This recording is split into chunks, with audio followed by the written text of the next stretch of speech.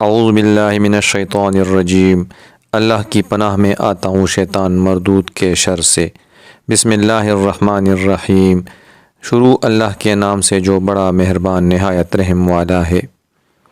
حضرت ابو ہریرہ رضی اللہ عنہ سے روایت ہے کہ رسول اللہ صلی اللہ علیہ وآلہ وسلم نے فرمایا، اگر لوگ جان لیں کہ اذان کہنے اور پہلی صف کا حصہ بننے میں کیا خیر و برکت ہے، پھر وہ اس کی خاطر قرآن دازی کرنے کے سوا کوئی چارہ نہ پائیں تو وہ اس کے لیے قرآن دازی بھی کریں، اور اگر وہ جان لیں کہ ظہر کی نماز جلدی ادا کرنے میں کتنا اجر و ثواب ملتا ہے تو اس کے لیے ایک دوسرے سے سبقت لے جانے کی کوشش کریں، اور اگر انہیں معلوم ہو جائے کہ عشاء اور صبح کی نمازوں میں کتنا ثواب ہے تو ان دونوں نمازوں میں ہر صورت پہنچیں، چاہے گھسٹ گھسٹ کر آنا پڑے۔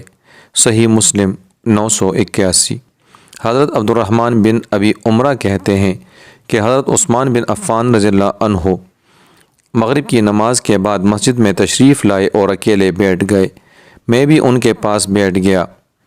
وہ کہنے لگے، بھتیجے، میں نے رسول اللہ صلی اللہ علیہ وآلہ وسلم کو فرماتے ہوئے سنا، جس نے عشاء کی نماز باجماعت ادا کی تو گویا اس نے آدھی رات کا قیام کیا، اور جس نے صبح کی نماز بھی جماعت کے ساتھ پڑھی تو گویا اس نے ساری رات نماز پڑھی۔ صحیح مسلم 1491۔ اللہ تبارک و تعالی ہمیں نماز پنجگانہ جماعت کے ساتھ ادا کرنے اور صراط مستقیم پر چلنے کی توفیق عطا فرمائے۔ آمین یا رب العالمین۔